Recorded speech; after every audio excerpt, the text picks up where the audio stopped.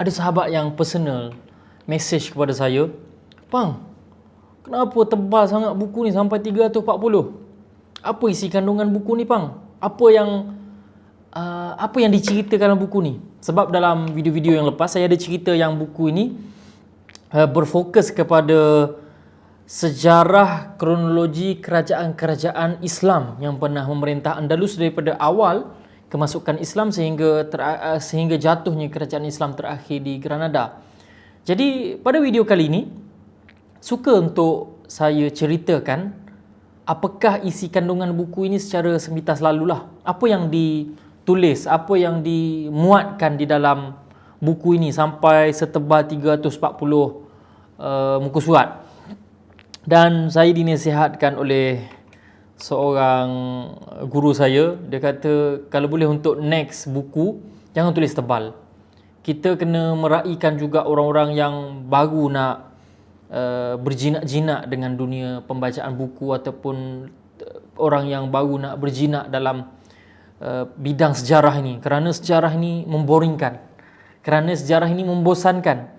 Jadi sebab itulah untuk buku seterusnya mungkin saya kena pertimbangkanlah untuk dari segi psikologinya. Orang tengok satu buku ni dah tebal 340 muka surat ni, mungkin bagi dia uish berat ni. Jadi sebab itulah untuk next buku saya rasa saya nak pecahkanlah. Kalau ada tebal tak boleh lebih daripada 200 muka surat mungkin. Jadi sebab itulah pada video kali ini saya nak ceritakan tentang apakah isi kandungan kepada buku saya. Sebelum saya terjun kepada video ataupun sesi membedah buku, saya nak bedah buku saya daripada awal sehingga ke akhir bab. Jadi sebagai permulaan ataupun mukaddimah kepada video-video yang akan datang, kita nak cerita dulu apakah gambaran umum, apakah gambaran secara keseluruhan, apa yang nak saya cerita dalam buku ni. Jadi saya cerita dalam video ini insya-Allah. Jadi buku ini saya ada 9 bab. Daripada bab pertama sehingga ke bab 9, saya cerita tentang perkembangan sejarah. Saya bermula menceritakan tentang sejarah Andalus di dalam bab 1 ini. Saya mulakan dengan menceritakan di manakah Andalus. Di manakah Andalus dan sejarah Andalus. Okey, Andalus terletak di semenanjung Iberia. Dan semenanjung Iberia berada di dalam benua Eropah. Dan saya cerita juga, sebelum saya cerita pasal semenanjung Iberia, saya cerita juga tentang benua Eropah. Benua Eropah sebelum kedatangan Islam. Benua Eropah yang diperintah oleh kerajaan Roman Empire. Jadi pada tahun 390 Masihi, Empire Rom mengalami kemerosotan. Mereka dilanda kemerosotan kuasa. Mereka dilanda zaman kelemahan, fasa kejatuhan, di mana Empire Rom tidak lagi sekebal dahulu.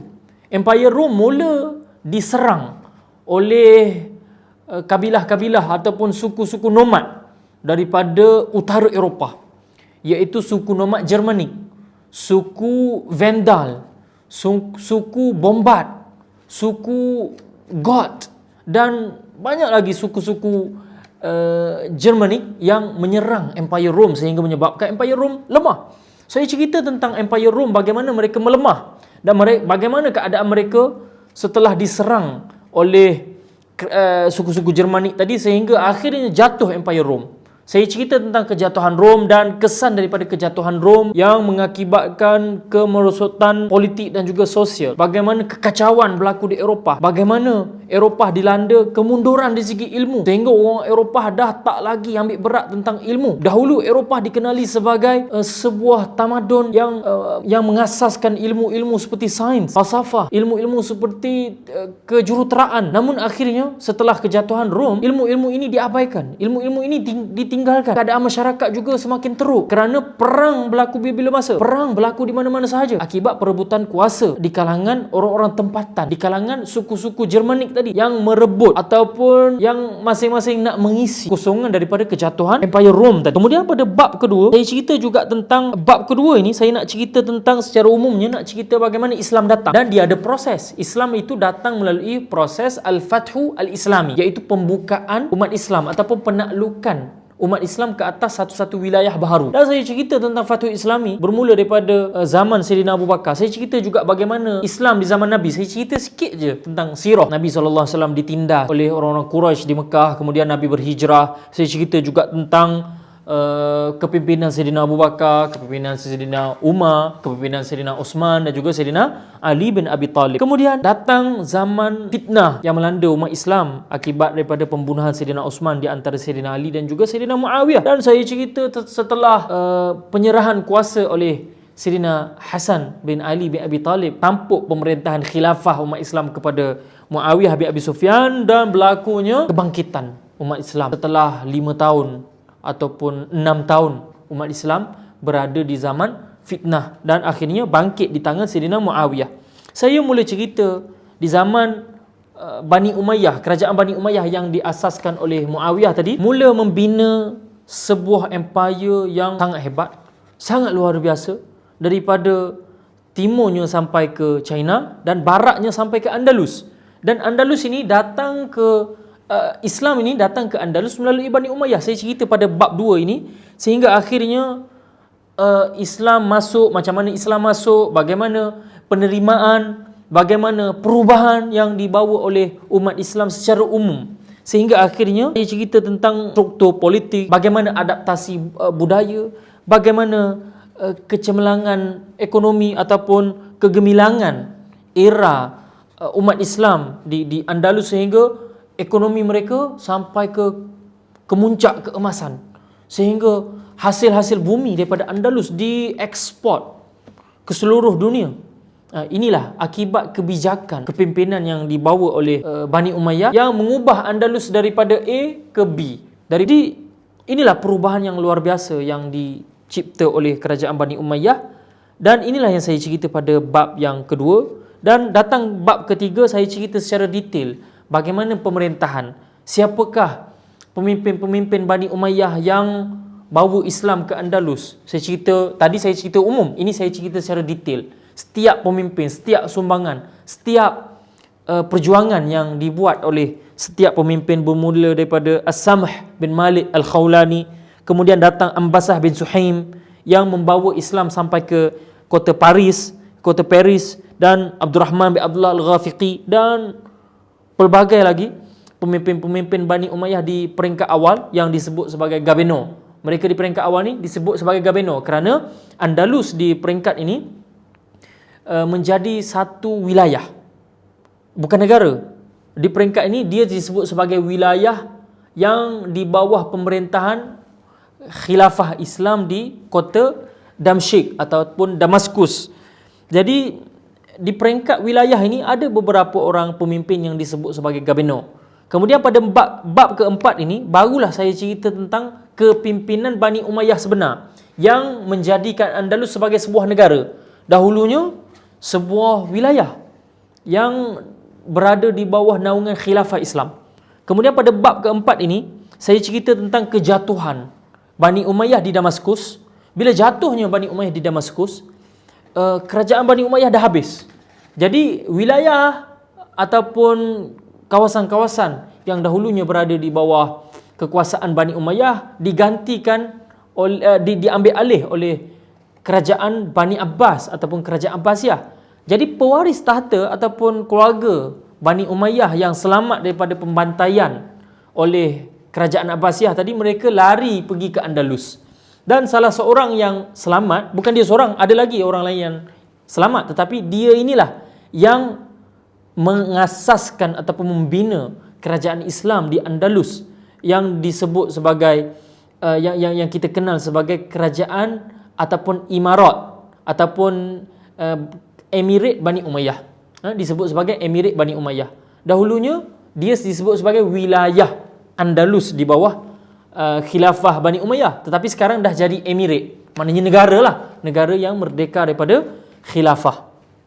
Jadi pada bab 4 ini saya cerita tentang pemimpin-pemimpin Bani Umayyah yang memerintah Andalus, memerintah Andalus daripada awal penubuhan oleh Abdurrahman Ad-Dakhil, yang pewaris Bani Umayyah yang selamat tadi, daripada Abdurrahman Ad-Dakhil sehingga akhirnya ke zaman Al-Hakam Al-Mustansir, anak kepada Abdul Rahman An-Nasir yang saya cerita pada video yang lepas. Jadi bab 4 ini saya cerita tentang pemimpin-pemimpin Bani Umayyah. Setiap pemimpin itu apa jasa dia, bagaimana dia memerintah, bagaimana dia naik, apa cabaran yang dia hadapi dan bagaimana akhirnya Bani Umayyah jatuh. Dan kemudian datang pada bab keempat, iaitu fasa pemerintahan kerajaan Bani Amir. Kerajaan Bani Amir. Bani Amir ini ditubuhkan oleh seorang pemimpin yang asalnya dahulu sebagai penasihat kepada khalifah ataupun kepada pemimpin Bani Umayyah. Dia ni asalnya penasihat. Akhirnya dia mengasaskan negara di dalam negara. Asalnya Andalus ini di bawah Bani Umayyah. Kemudian apabila dia nampak yang Bani Umayyah makin melemah, dia bina negara dia sendiri. Dia bina negara dia sendiri di dalam Andalus tadi, menggantikan Bani Umayyah. Sebab itulah kita sebut sebagai fasa pemerintahan kerajaan Bani Amir yang diasaskan oleh Muhammad bin Abi Amir tadi. Kemudian setelah meninggalnya Muhammad bin Abi Amir, beliau digantikan oleh anak-anak beliau, iaitu Abdul Malik, dan juga setelah Abdul Malik digantikan oleh Abdurrahman bin Muhammad bin Abi Amir. Abdurrahman bin Muhammad bin Abi Amir inilah pemimpin terakhir daripada kerajaan Bani Amir. Kerajaan Bani Amir ini tak lama, tak sampai 50 tahun pemerintahan mereka, dan akhirnya jatuhlah kerajaan yang dibina oleh Muhammad bin Abi Amir, dan raja terakhir mereka adalah Abdurrahman bin Muhammad bin Abi Amir, anak kedua kepada Muhammad bin Abi Amir. Dan setelah jatuhnya kerajaan Bani Amir, datanglah fasa yang baru pemerintahan Islam di Andalus yang saya sebut di dalam bab 4 ini, bab 6 ini sebagai bab kerajaan-kerajaan Taifah. Bab pemerintahan kerajaan-kerajaan Taifah. Kerajaan-kerajaan Taifah adalah kerajaan-kerajaan kecil yang memerintah Andalus menggantikan kerajaan Bani Amir yang jatuh tadi. Okey, mula-mula kerajaan Bani Umayyah. Kemudian datang Muhammad bin Abi Amir, dia bina negara di dalam negara. Daripada kerajaan Bani Amir tadilah dia berjaya mengambil alih pemerintahan Andalus, menggantikan Bani Umayyah, dan akhirnya bila jatuh kerajaan Bani Amir tadi, maka wujudlah kekosongan dan kekacauan politik di Andalus, sehingga wilayah-wilayah, kawasan-kawasan yang dahulunya berada di bawah satu kerajaan akhirnya berpecah menjadi 22 ataupun 24 kerajaan kecil yang masing-masing mengisytiharkan kerajaan mereka sebagai negara yang merdeka. Dan mereka masing-masing tadi saling berperang di antara satu sama lain. Mereka ada 22 kerajaan. Jadi pada bab 6 ini, saya tak cerita semua 22 kerajaan. Saya hanya bawa 5 kerajaan-kerajaan Taifah yang paling penting, iaitu kerajaan Bani Jahwar di Cordoba, kerajaan Bani Abbad di Sevilla, kerajaan Bani Aftas di Badajoz dan juga Portugal, dan kerajaan Bani Zinnun di Toledo, dan yang kelima ialah kerajaan Bani Hud di Saragossa. Saragossa ataupun bahasa Arabnya disebut sebagai Saragostah. Dan pada bab 6 ini saya cerita tentang konflik. Bagaimana 5 kerajaan di antara kerajaan-kerajaan Taifah tadi saling berperang, saling berkonflik, saling bermusuhan, sehingga pemusuhan mereka ini menyebabkan banyak wilayah umat Islam di utara Andalus jatuh satu persatu ke tangan kerajaan Leon dan juga kerajaan Castile yang sentiasa mencari peluang di saat kelemahan umat Islam Andalus untuk merampas balik wilayah-wilayah Spanyol ataupun wilayah-wilayah Andalus ini kembali ke tangan pemerintahan kerajaan Kristian. Dan akhirnya bab ketujuh, saya cerita tentang kerajaan yang menggantikan kerajaan-kerajaan Taifah tadi, iaitu kerajaan Murabitun. Kerajaan Murabitun ini datang daripada Morocco, datang daripada Maghribi. Mereka inilah yang menggantikan kerajaan-kerajaan Taifah sebagai penguasa mutlak ke atas Andalus.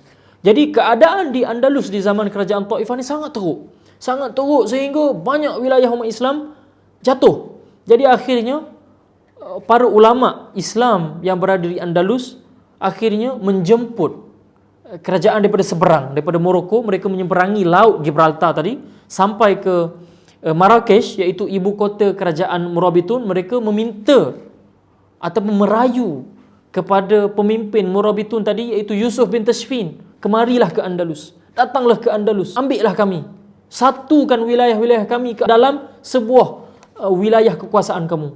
Kami dah tak nak dah berada di bawah pemimpin-pemimpin kami di Andalus yang begitu tamak, begitu selfish. Mereka sanggup menghabiskan harta kerajaan mereka demi meminta pertolongan daripada Spanyol, Kristian untuk melawan ataupun merampas wilayah-wilayah saudara mereka yang sesama Islam. Ini punya selfish perangai pemimpin Taifah ketika ini. Mereka tak ada masalah kalau kehilangan satu wilayah. Yang penting kita selamat daripada musuh kita yang sama agama. Ini masalah. Sehingga akhirnya kerajaan Yusuf bin Tashfin ataupun kerajaan Murabitun tadi mendapat fatwa daripada ulama besar kita, Al-Imam Hujjatul Islam, Al-Imam Al-Ghazali, Abu Hamid Muhammad Al-Ghazali, Imam Ghazali yang daripada Baghdad. Bayangkan Baghdad ke Morocco itu jaraknya beribu kilometer. Tapi fatwa Imam Ghazali tadi, salah seorang ulama sebagai wakil kepada rakyat Andalus tadi pergi berjumpa dengan Imam Ghazali, pergi cerita keadaan Andalus ini begitu teruk, begitu pemimpin-pemimpin kami sanggup bersekutu, berkomplot dengan kerajaan Kristian untuk menjatuhkan sesama Islam. Akhirnya Imam Ghazali kata, maka menjadi wajib tanggungjawab kepada kerajaan Murabitun yang berada di seberang tadi untuk merampas semua wilayah Andalus. Dan akhirnya bab 7 ini saya cerita bagaimana asal usul Murabitun. Saya cerita daripada awal bagaimana asal usul Murabitun, dan setiap kerajaan yang saya cerita ni semua saya cerita daripada awal asal usul mereka secara ringkas. Jadi akhirnya Murabitun dengan berbekalkan fatwa daripada Imam Ghazali tadi, mereka mengambil alih seluruh Andalus di bawah pemerintahan Murabitun yang berpusat di Morocco, iaitu di Marrakesh. Dan pada bab 7 ni saya cerita tentang Murabitun lah, bagaimana Murabitun memerintah Andalus. Walaupun Murabitun ini mereka memerintah juga di Morocco, saya tak fokus kepada Morocco, saya hanya fokus pemerintahan mereka di Andalus. Bagaimana mereka menyumbang kepada kestabilan Andalus, dan bagaimana mereka menyumbang kepada pembangunan ilmu di Andalus, dan bagaimana di zaman mereka Andalus kembali bernafas. Kalau dulu di zaman Taifah tadi, banyak wilayah-wilayah Islam jatuh ke tangan kerajaan Kristian, dan datang Murabitun ini, mereka menyelamatkan, memberi sedikit jangka hayat, jangka masa untuk umat Islam di Andalus bernafas. Dan semestinya seperti mana kerajaan-kerajaan lain, Murabitun tidak kekal dan mereka jatuh ke tangan kerajaan Muwahhidun. Kerajaan Muwahhidun daripada Morocco juga, mereka merampas ataupun mengambil alih pemerintahan Morocco, dan akhirnya mengambil alih juga pemerintahan Andalus. Dan saya cerita pada bab ke-8 ini kerajaan Muwahhidun, bagaimana asal-usul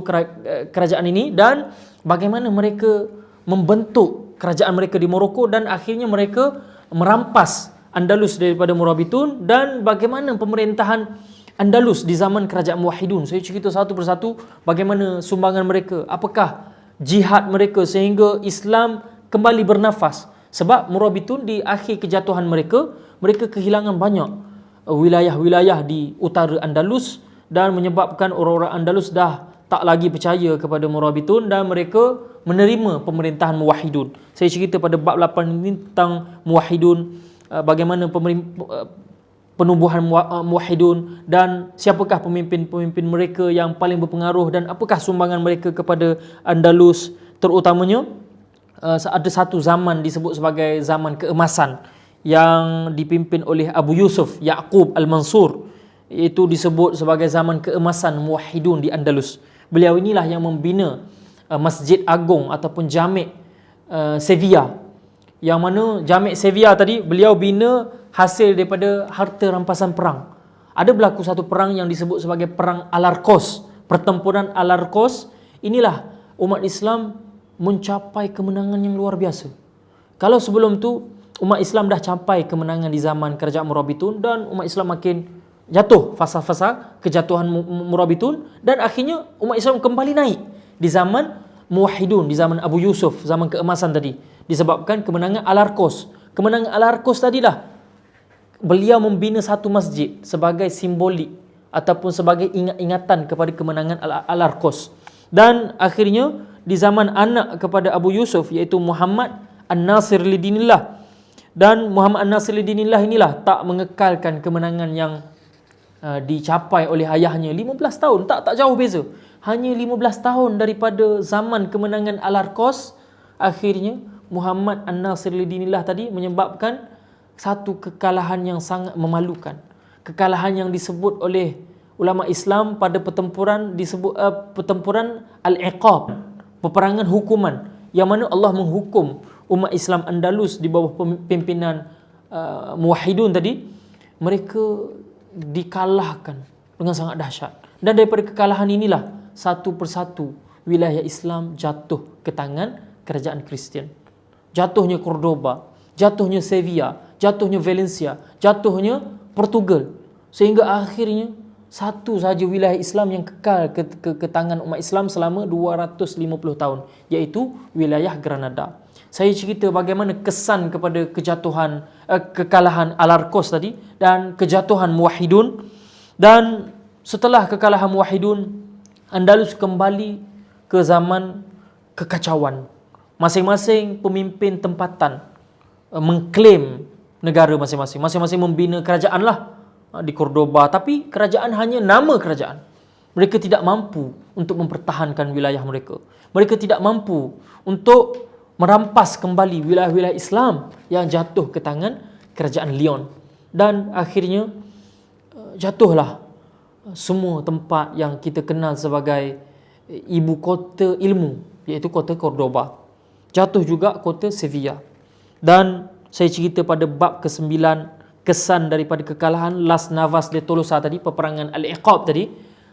Sebab apa dinamakan Al-Iqab? Saya dah cerita tadi, kerana hukuman daripada Allah SWT menyebabkan umat Islam kalah teruk. Ini hukuman kerana perpecahan. Sebelum peperangan ini umat Islam berpecah. Kadang-kadang kita tengok, yalah, satu kemenangan yang dicapai oleh umat Islam Andalus ini menyebabkan mereka makin lalai. Jadi itulah yang saya bawa di dalam buku saya ni pada setiap bab. Bagaimana setiap kemenangan tadi umat Islam tak boleh nak kekal lama dengan kekalahan tadi. Sebab itulah gap di antara kemenangan dengan kekalahan tadi tak lama. Jadi ada sebab-sebab renungan-renungan yang saya bawa dalam buku ini untuk kita sama-sama tadabburi, untuk kita hayati supaya kita tidak mengulang kesilapan yang sama.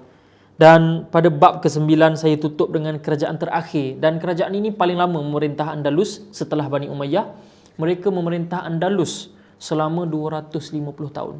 Saya cerita apakah rahsia sebuah kerajaan yang dikeliling oleh wilayah Kristian. Mereka dikepung dari setiap sudut. Mereka juga terputus hubungan dengan Morocco. Kalau dahulunya Andalus mendapat bantuan daripada Morocco, tapi mereka boleh kekal selama 250 tahun. Ini saya cerita rahsia bagaimana kerajaan ini kekal, dan mungkin kita boleh bedah dalam episod-episod yang akan datang. Dan itulah bab 9 saya cerita tentang bagaimana kerajaan ini muncul. Kerajaan itu adalah kerajaan Bani Ahmad. Pada bab 9 ini saya cerita kerajaan terakhir. Kerajaan terakhir yang memerintah Al-Andalus ataupun Andalusia ataupun Semenanjung Iberia, namakan pergilah. Jadi kerajaan terakhir yang memerintah Semenanjung Iberia ataupun Andalus ini adalah kerajaan Bani Ahmar.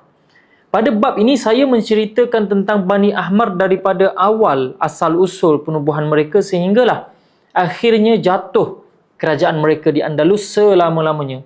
Dan jatuhnya kerajaan Bani Ahmar ini menandakan bahawa tamatlah riwayat perjuangan ataupun riwayat pemerintahan Islam di Semenanjung Iberia, di Al-Andalus. Jadi dalam banyak-banyak kerajaan Islam yang pernah memerintah Andalus ini, kerajaan Bani Ahmar inilah yang paling lama. Mereka memerintah selama 250 tahun. Sangat lama. Kalau dibahagikan mengikut rankingnya, mereka ini terletak pada top kedua. Kedudukan yang kedua yang paling lama. Yang pertama adalah Bani Umayyah. Bani Umayyah memerintah selama 300 tahun lebih. 300 tahun lebih, dan yang keduanya adalah kerajaan Bani Ahmar. Bayangkan, kerajaan yang dikelilingi oleh musuh-musuh Islam. Di keliling mereka ini ada 3 ataupun 4 kerajaan Kristian yang menanti peluang untuk merampas kembali Andalus ini bila-bila masa, dan kerajaan Andalus hanya tertinggal di Granada sahaja. Granada ini kalau kita bahagi secara peratusnya, Granada ini hanyalah 15% daripada seluruh Andalus. Mereka ada 3 wilayah utama Andalus. Yang pertamanya ada Granada. Granada lah ibu kota mereka. yang kedua mereka ada Malaga, dan yang ketiga mereka ada Almeria. Almeria yang terletak di sebelah timur. Manakala kerajaan-kerajaan Kristian yang mengelilingi mereka adanya kerajaan Aragon, adanya kerajaan Leon, adanya kerajaan Castile, dan adanya kerajaan Portugal. Dan kenapa kerajaan yang 15% sahaja mewakili tanah Andalus ini, kerajaan Bani Ahmar ini, boleh kekal sampai 250 tahun.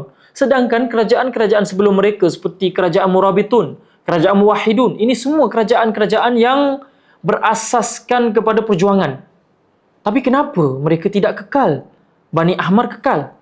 Di dalam bab 9, saya cerita tentang bagaimana kerajaan Bani Ahmar ini boleh survive sampai 250 tahun. Dan bab ataupun bagaimana perjuangan Bani Ahmar sehingga kekal 250 tahun ni kita akan ceritakan pada episod yang akan datang, iaitu kita akan bedah setiap bab, dan Bani Ahmar ini berada pada bab yang ke-9. Kita akan ceritakan pada episod yang akan datang, insya-Allah.